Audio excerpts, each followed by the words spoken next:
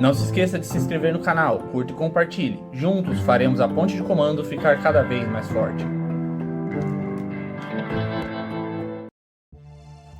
Gene Roddenberry, ex-piloto de guerra, roteirista de faroeste e uma pessoa que ousou imaginar a humanidade de forma tão diferente, né? Um futuro tão otimista, como eu costumo dizer nas reviews de Star Trek, a série clássica, né?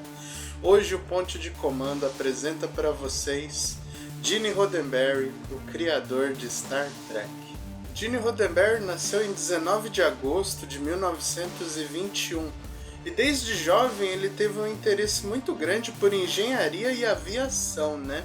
E logo aos 19 anos de idade, o Gene Roddenberry ele tirou a licença durante a faculdade para ser piloto, né? Já no período dos anos 40, né? Conforme a Segunda Guerra Mundial avançava na Europa, né? O Roddenberry ele participou também dela como piloto dos bombardeios B-17 e atuou em 89 missões. Você vê, esse cara teve uma vida bastante agitada na juventude dele. Acho que isso é a realidade de muita gente que cresceu naqueles anos, né, no período dos anos 30 e 40, que sobreviveu às batalhas da Segunda Guerra Mundial na Europa, né? E o Gene é uma dessas pessoas, né? Ele viu muita coisa de perto e eu digo aqui que ele viu o pior que a humanidade tem a oferecer, que é a guerra. A guerra, como eu sempre falo, ela é o fim da civilização. O Roddenberry estava presente nisso, sendo um jovem soldado, né, um piloto, e tendo que cumprir missões às vezes difíceis, né, mas necessárias naquele momento, né. Bom, durante as missões dele, no final da guerra, ele sofreu um acidente aéreo, né, e isso foi num deserto, né. Eu não consegui encontrar exatamente todos os detalhes, mas o que eu consegui levantar é que o Gene ele sofreu um acidente, né, teve um abate, né, do bombardeio, e ele caiu num deserto. Inclusive ele foi uma das pessoas que ajudou a resgatar sobreviventes desse acidente, né, deste abate, né. E pouca gente comenta disso, mas o Gene ele também foi piloto da Pan Air, né, uma antiga companhia aérea que existia e atuou bastante nos Estados Unidos, né. Se você pegar aquele filme Aviador do Leonardo DiCaprio, você vai ver um pouco da história da Pan Air, e o Gene foi um desses pilotos. E na Pan Air ele também sofreu um outro acidente aéreo, né? Ou seja, a vida dele não era para ser como piloto, né? Bom, conforme os anos passaram, o Gene ele se mudou para Los Angeles, né? E ele foi policial, né, naquela época. E quando ele estava sendo policial, ele tinha nos momentos de horas vagas, ele fazia alguns roteiros, né? Era um dos principais lazeres dele, né? Uma coisa que ele sempre gostava, né? Escrever histórias, né? Seja para o teatro, para o cinema, né? Séries de televisão. E ele fazia muito isso.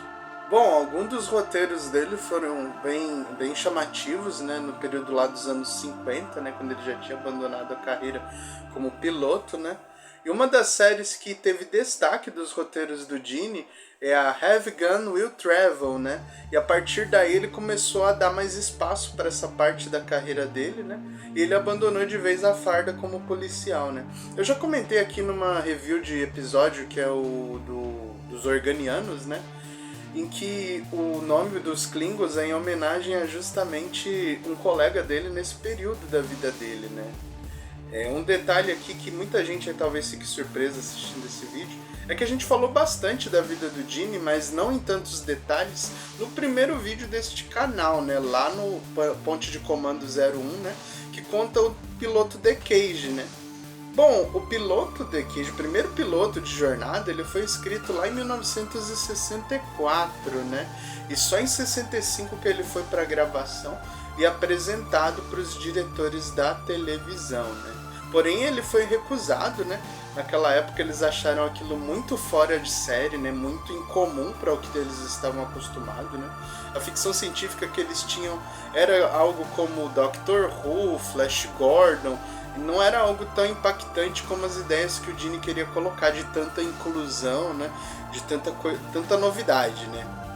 A gente vê que Jornada nas Estrelas é uma obra que ela fala sobre a natureza humana, né? O próprio Gene ele fala que Star Trek não é uma série sobre espaço e viagem espacial.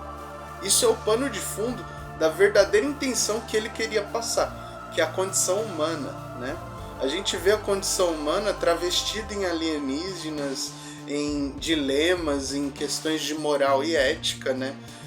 Debates que a sociedade não gosta de, às vezes, comentar ou tenta deixar isso por debaixo do pano, né? E em vários episódios de Star Trek, desde a série clássica até os mais recentes, né? De Discovery, Strange New Worlds, a gente sempre encontra essa busca de trazer o debate da condição humana e das coisas que a gente tem na nossa sociedade. Então essa foi a intenção inicial do Gene, e eu acredito que, assim, mesmo com panos de fundo diferentes, o legado que ficou de Jornada até o presente momento honra um pouco essa ideia. Um bom exemplo disso, né, é que o Gene, quando ele escreveu o The Cage, ele queria colocar uma mulher como segunda em comando, né, que é a Number One, né, a Una, né, que a gente vê também em Strange New Worlds. Porém, lá no primeiro piloto isso foi cancelado, né? A única opção que eles tinham era o Spock, que era o alienígena. É pra você ver como é que é a cabeça dos anos 60, né? O século XX, apesar de ser um século com muita transição na sociedade, na forma como a gente se expressa, seja na televisão, na mídia social, ele mudou muita coisa, né, para o que a gente tem hoje, né? E o espaço das mulheres era muito escasso, né? E o Gene, ele conseguiu essa conquista. A gente vê que no caso do papel da Uhura, né, que é apresentado pela Nichelle Nichols também, é um espaço para diversidade étnica, por exemplo. O Sulu, que é japonês, o Chekhov, que é russo, né? Essas coisas eram inimagináveis, né? Já a gente pega em outras séries como Nova Geração, a gente tem o preconceito dentro da série, em que seria um Klingon sendo da Frota Estelar, o que para qualquer tracker clássico lá dos anos 70 e 60, isso seria inimaginável. Ou seja, o Gene, ele sempre brincou com essas coisas de conceitos pétreos, as coisas estão sempre em modificação. E Jornada traz muito disso. Essa é a alma de Jornada. Eu acho que isso nunca deverá mudar, né? Espero que não. Né? Bom, conforme Jornada nas Estrelas foi filmada, né, de 66 a 69, ela sofreu um cancelamento, né, como a gente sabe. Apesar de que houve muita pressão dos fãs para que ela continuasse, o máximo que ela durou foram os 3 anos iniciais. E o Gene, nos anos 70, ele conseguiu manter a franquia de pé com algumas animações, né? Isso também ajudou a angariar fundos, né, para criar convenções, venda de produtos, costumes. E daí que vem o principal, que eu acho que é da carreira do Gene, né, no comando de Star Trek, que são os filmes da série clássica, né? A gente ainda vai ter um espaço aqui no Ponte de Comando para falar sobre eles, né? Mas eu acho que os filmes da série clássica, para mim, são o que tem de melhor da tripulação original e também das histórias e da intenção criativa do Gene, né? Bom, eu queria deixar aqui algumas curiosidades sobre o Gene Roddenberry, né? Que na carreira dele ele conseguiu deixar algumas marcas, né?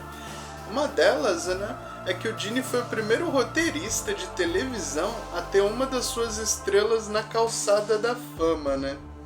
Bom, ele tem um apelido muito famoso, né, que é o Grande Pássaro da Galáxia.